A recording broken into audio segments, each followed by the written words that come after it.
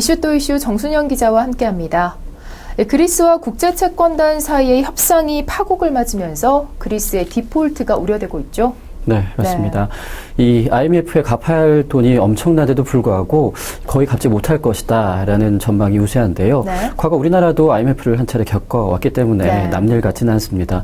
일단 뭐 국민들이 똘똘 뭉친다면은 과거 우리나라처럼 이 디폴트 IMF도 역시 빠르게 회복을 할 수 있다는 가능성을 우리나라가 이미 보여줬는데요. 네. 일단 현재 전망은 좀 어둡습니다. 지난 27일 유로그룹에 이 그리스 정부가 국민 투표 때까지만 구제금융 연장을 해달라라고 요청을 했는데 이에 대해서 유로그룹이 거부하고 나섰습니다. 따라서 그리스 정부는 30일까지 국제통화기금 IMF에 15억 유로를 갚아야 되는데요. 하지만 이미 내일이죠. 하지만 현금은 아주 크게 부족한 상황이어서 디폴트는 거의 확실하다라고 볼 수가 있을 것 같습니다. 이에 대해서 그리스 정부는 연금 삭감 등 긴축안의 내용을 담은 구제금융 방안에 대해서 국민투표를 실시할 예정이라고는 하는데요. 이 역시 통과가 불투명하기 때문에 그리스 정부의 그런 디폴트 상황은 더욱더 암울하게 흘러가고 있는 상황인데요. 더욱이 이 차프라스 총리 역시 그리스 정부는 항복하는 모습을 보이지 않을 것이라는 말을 남겨서 그렉시트, 즉 이 그리스 유로존 이탈 현상을 가속화시켰다라는 비난까지 함께 받고 있는 상황입니다. 네. 만약에 그리스가 디폴트에 빠지면 글로벌 증시의 단기 충격은 피할 수 없게 되겠죠. 네, 그렇습니다. 네. 이 그리스가 빌린 돈이 한두 푼이 아니기 때문에 네. 유럽의 은행들의 피해가 막심할 텐데요. 이 유럽 은행들의 피해가 커지면 당연히 이 글로벌 증시나 경제에도 큰 파급 효과를 미칠 수밖에 없을 것 같습니다. 네.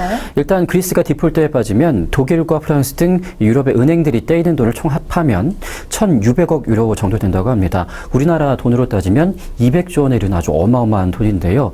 따라서 이럴 경우에 유럽의 주요 은행들이 큰 손실이 불가피하고 따라서 이 은행들은 글로벌 경제의 위험 자금들을 회수하에 나설 것으로 보입니다. 네. 따라서 한국 증시도 단기적이겠지만 큰 영향을 받을 것으로 보이는데요. 외국인 투자 자금의 유출이 커지는 현상이 발생을 하면서 과연 우리나라에 얼마만큼의 손실과 영향을 미칠지에 대해서도 이 전문가와 이 정부의 관심도 계속 커지고 있는 상황입니다. 네. 한 전문가는 그리스 국민투표에서 채권단의 요구를 수용하지 않는다면 이 금융시장은 단기적 충격뿐만 아니라 그렉시트라는 또 다른 공포를 갖게 될 것이라고 설명을 했습니다. 또 이어서 30일로 예정된 IMF 채무상환 만기 도래와 또 7월 5일이죠. 국민투표 이전까지는 불안정한 시장 흐름이 지속될 것이라고 보고 있는데요. 이 상황에 대해서 지금 어떤 대비책이 필요할까요? 일단 우리나라 정부는 좀 안심해라라는 네. 입장을 보이고 있습니다. 그동안 계속 모니터링을 해왔고 거기에 대한 대비책까지 이미 만반의 준비를 마쳤다라는 네. 입장인데요. 일단 오늘 그 한 인터뷰를 통해서 조영환 기획재정부 1차관은 일단 그리스의 디폴트 현상은 한국 경제에 그렇게 큰 영향을 끼치진 않을 것이다라는 입장을 밝혔습니다. 그동안 지속적으로 모니터링을 강화해왔고 또 예상 상황에 대비한 여러 가지 플랜들을 마련했다는 건데요. 특히 그리스와의 제한적인 교역 그리고 한국의 금융거래 규모 등을 따져봤을 때 그리스 디폴트의 파급 효과는 그렇게 크지 않을 것이다. 좀 안심해달라라는 입장을 밝혔습니다. 일단 우리나라 역시 그동안 메르스나 여러 가지 이 정치적인 상황 요인들로 인해서 증시가 많이 출렁거리기도 했었는데요.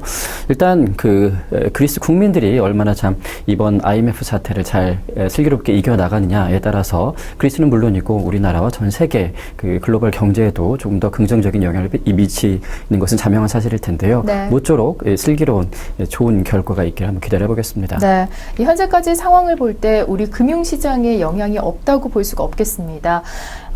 지난주부터 이 모니터링 강도를 격상하고 있다고 정부는 말하고 있는데요. 앞으로도 한은과 금감원을 중심으로 더욱더 모니터링을 강화할 필요가 있어 보입니다.